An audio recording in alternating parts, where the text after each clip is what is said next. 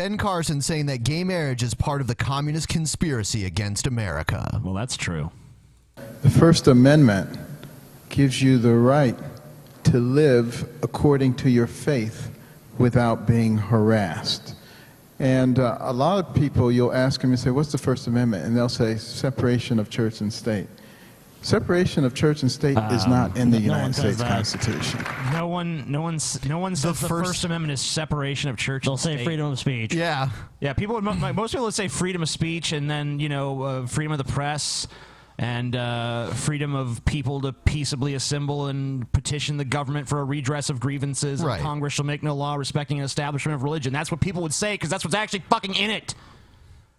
But Thomas Jefferson did say that the First Amendment creates a wall of separation between church and state, so it is implied. Yes. Yeah, the guy who kind of wrote. Yeah, one of the architects of all our constitutional framework said that. Yeah, that does imply that. So whatever. That's inconvenient, TJ. So let's sweep over that. They always forget about the Jeffersonian Bible too. They never mention that.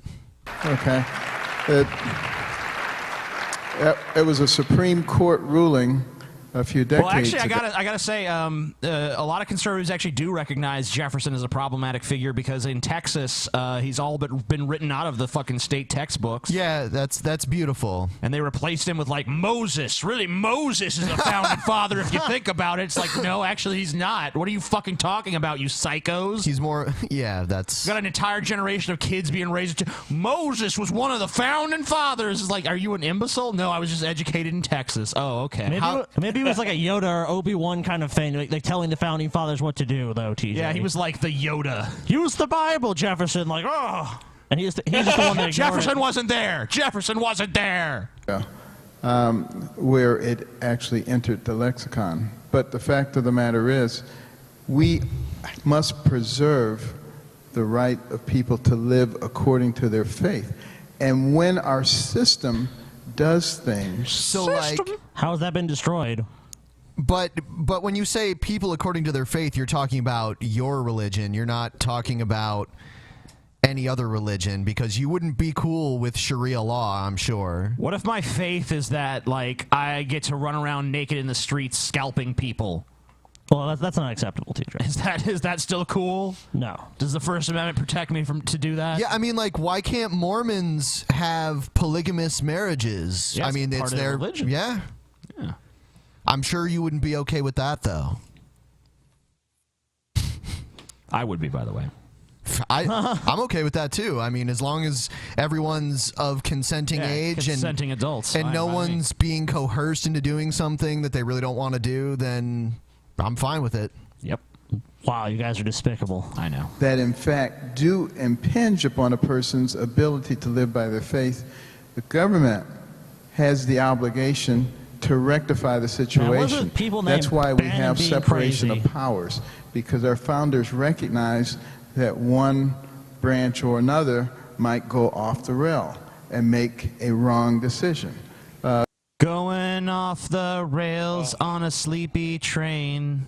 Yeah, this is like the most boring American history class lecture I've ever listened to. It's the worst. How is Ben Carson ever polling well? He's literally like just a human sleep aid.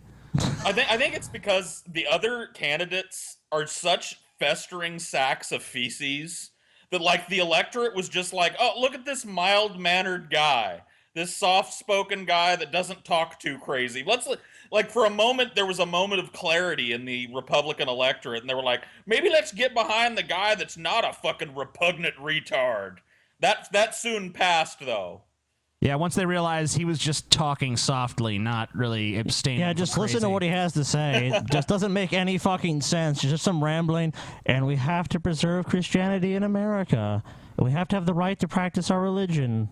Mm-hmm. Certainly our judicial Supreme Court has made some very bad decisions in the past. You know, things like the Dred Scott, as opposed to the non-judicial Supreme Court. The executive Supreme Court, on the other hand, they have made good decisions. The Supreme Court of Fruit and Dairy. Like what? Act, and things like the Uberfeld ruling on gay marriage. Oh, okay. Way out of. I thought he said Cloverfield for a second. Like he's gonna try to blame activist judges for Cloverfield. Come on. No, was a bad activist movie, judges that lead us to cinematic disasters like Cloverfield. Gay marriage. That impinges upon the ability really likes of the word people to live impinges. according to their faith. No, And it the doesn't. legislative branch has the obligation, and as president, I would really encourage them to come up with legislation. Okay, so let me ask you a question. So there's a bunch of people, and they go to a church, and it's a Baptist church, and they sit there and they pray and they have their sermons and do whatever, and then somewhere else in the world, two gay guys get married. Explain to me how the latter thing affects the former thing at all. Just explain that to me, and then maybe you have a point. But I don't think you can have that explanation because there's nothing. They have nothing to do with each other.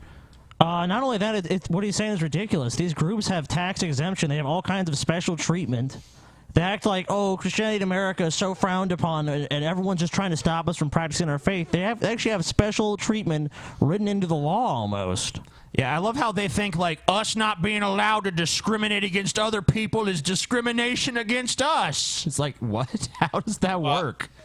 I can answer that question, though, for you, TJ, about how one thing affects the other. Go ahead. Used to be when I went to church, I could sit there and I would just know in the back of my mind that ain't no dicks going in no buttholes nowhere in the United States. Now that all this gay agenda shit has happened, all I can do when I'm sitting there supposed to be receiving the word of the Lord is think about dicks going into other men's butts. I can relate to that. I know what you're going through. Whoa! You see what I'm saying? It's taken away from my church time. I got you. I feel you.